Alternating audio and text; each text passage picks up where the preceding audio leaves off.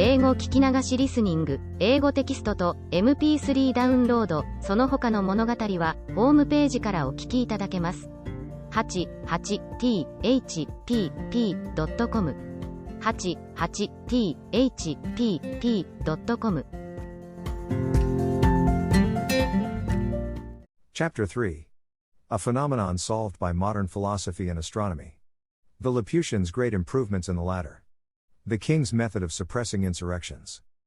I desired leave of this prince to see the curiosities of the island, which he was graciously pleased to grant, and ordered my tutor to attend me. I chiefly wanted to know, to what cause, in art or in nature, it owed its several motions, whereof I will now give a philosophical account to the reader. The flying or floating island is exactly circular, its diameter 7,837 yards, or about 4 miles and a half, and consequently contains 10,000 acres. It is 300 yards thick. The bottom, or undersurface, which appears to those who view it below, is one even regular plate of adamant, shooting up to the height of about 200 yards.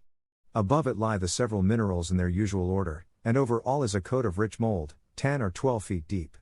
The declivity of the upper surface, from the circumference to the center, is the natural cause why all the dews and rains, which fall upon the island, are conveyed in small rivulets toward the middle, where they are emptied into 4 large basins, each of about half a mile in circuit, and 200 yards distant from the center. From these basins the water is continually exhaled by the sun in the daytime, which effectually prevents their overflowing.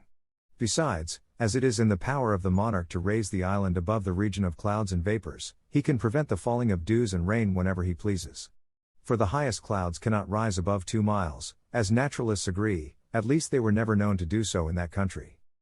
At the center of the island there is a chasm about 50 yards in diameter, whence the astronomers descend into a large dome, which is therefore called Flandonagag Knoll, or the astronomer's cave, situated at the depth of 100 yards beneath the upper surface of the adamant. In this cave are 20 lamps continually burning, which, from the reflection of the adamant, cast a strong light into every part. The place is stored with great variety of sextants, quadrants, telescopes, astrolabes, and other astronomical instruments. But the greatest curiosity, upon which the fate of the island depends, is a lodestone of a prodigious size, in shape resembling a weaver's shuttle. It is in length 6 yards, and in the thickest part at least 3 yards over.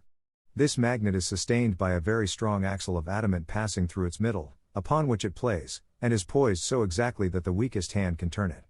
It is hooped round with a hollow cylinder of adamant, 4 feet deep, as many thick, and 12 yards in diameter, placed horizontally, and supported by 8 adamantine feet, each 6 yards high.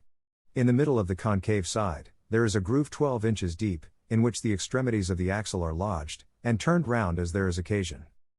The stone cannot be removed from its place by any force, because the hoop and its feet are one continued piece with that body of adamant which constitutes the bottom of the island. By means of this lodestone, the island is made to rise and fall, and move from one place to another.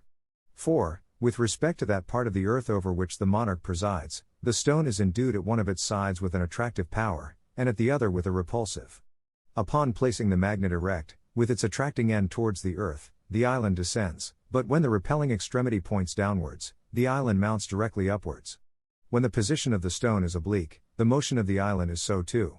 For in this magnet, the forces always act in lines parallel to its direction. By this oblique motion, the island is conveyed to different parts of the monarch's dominions.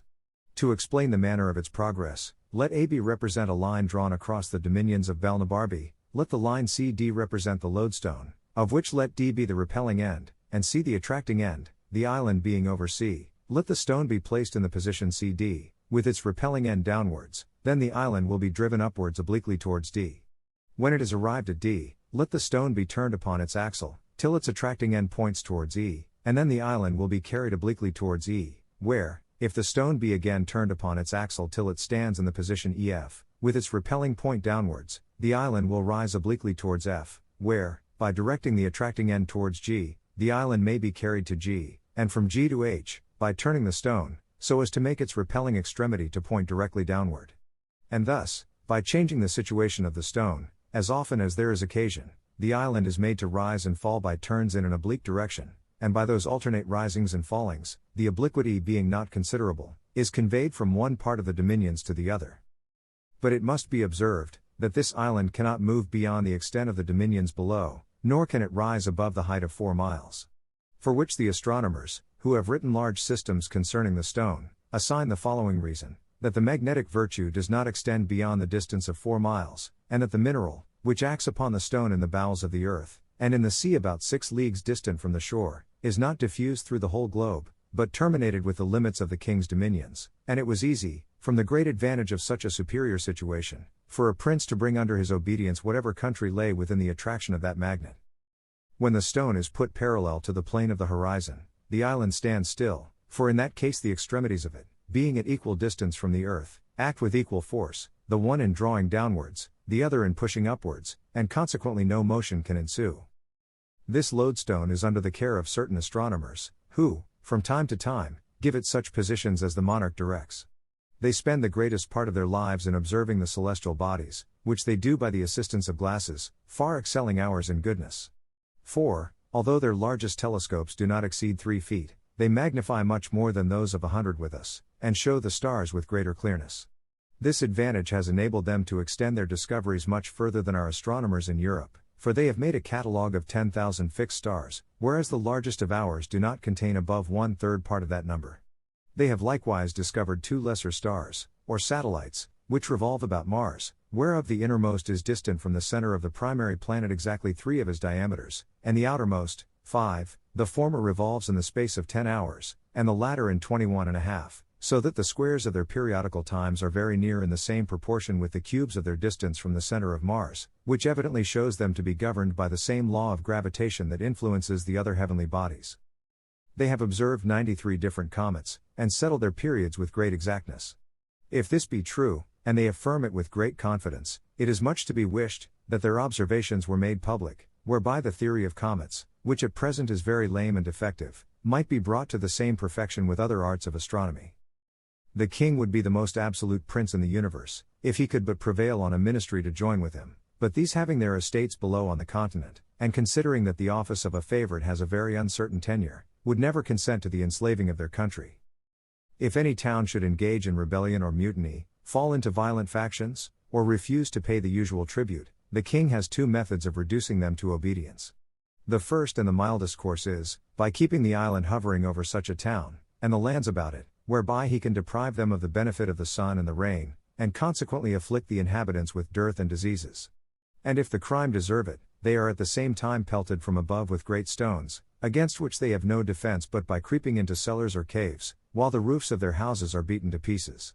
But if they still continue obstinate, or offer to raise insurrections, he proceeds to the last remedy, by letting the island drop directly upon their heads, which makes a universal destruction both of houses and men.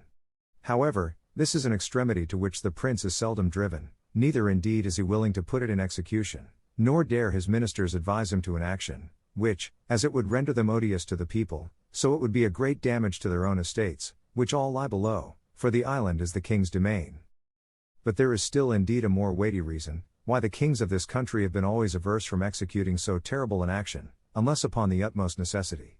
For, if the town intended to be destroyed should have in it any tall rocks, as it generally falls out in the larger cities, a situation probably chosen at first with a view to prevent such a catastrophe, or if it abound in high spires, or pillars of stone, a sudden fall might endanger the bottom or under surface of the island, which, although it consist, as I have said, of one entire adamant, 200 yards thick, might happen to crack by too great a shock, or burst by approaching too near the fires from the houses below, as the backs, both of iron and stone, will often do in our chimneys. Of all this the people are well apprised, and understand how far to carry their obstinacy, where their liberty or property is concerned. And the king, when he is highest provoked, and most determined to press a city to rubbish, orders the island to descend with great gentleness, out of a pretense of tenderness to his people, but, indeed, for fear of breaking the adamantine bottom, in which case, it is the opinion of all their philosophers, that the lodestone could no longer hold it up, and the whole mass would fall to the ground. About 3 years before my arrival among them, while the king was in his progress over his dominions, there happened an extraordinary accident which had like to have put a period to the fate of that monarchy, at least as it is now instituted. Lindolino, the second city in the kingdom, was the first his majesty visited in his progress. 3 days after his departure the inhabitants, who had often complained of great oppressions, shut the town gates, seized on the governor, and with incredible speed and labor erected 4 large towers, one at every corner of the city, which is an exact square, equal in height to a strong pointed rock that stands directly in the center of the city. Upon the top of each tower, as well as upon the rock, they fixed a great lodestone, and in case their design should fail, they had provided a vast quantity of the most combustible fuel, hoping to burst there with the adamantine bottom of the island, if the lodestone project should miscarry. It was 8 months before the king had perfect notice that the Lindolinians were in rebellion. He then commanded that the island should be wafted over the city. The people were unanimous, and had laid in store of provisions, and a great river runs through the middle of the town. The king hovered over them several days to deprive them of the sun and the rain. He ordered many packthreads to be let down, yet not a person offered to send up a petition, but instead thereof very bold demands, the redress of all their grievances, great immunities, the choice of their own governor, and other the like exorbitances. Upon which his majesty commanded all the inhabitants of the island to cast great stones from the lower gallery into the town, but the citizens had provided against this mischief by conveying their persons and effects into the 4 towers, and other strong buildings, and vaults underground. The king being now determined to reduce this proud people, ordered that the island should descend gently within 40 yards of the top of the towers and rock. This was accordingly done, but the officers employed in that work found the descent much speedier than usual, and by turning the lodestone could not without great difficulty keep it in a firm position, but found the island inclining to fall. They sent the king immediate intelligence of this astonishing event, and begged his majesty's permission to raise the island higher. The king consented, a general council was called, and the officers of the lodestone ordered to attend. One of the oldest and expertest among them obtained leave to try an experiment. He took a strong line of 100 yards, and the island being raised over the town above the attracting power they had felt, he fastened a piece of adamant to the end of his line, which had in it a mixture of iron mineral, of the same nature with that whereof the bottom or lower surface of the island is composed, and from the lower gallery let it down slowly towards the top of the towers. The adamant was not descended 4 yards, before the officer felt it drawn so strongly downwards that he could hardly pull it back. He then threw down several small pieces of adamant, and observed that they were all violently attracted by the top of the tower. The same experiment was made on the other 3 towers, and on the rock with the same effect. This incident broke entirely the king's measures, and, to dwell no longer on other circumstances, he was forced to give the town their own conditions. I was assured by a great minister that if the island had descended so near the town as not to be able to raise itself, the citizens were determined to fix it forever, to kill the king and all his servants, and entirely change the government.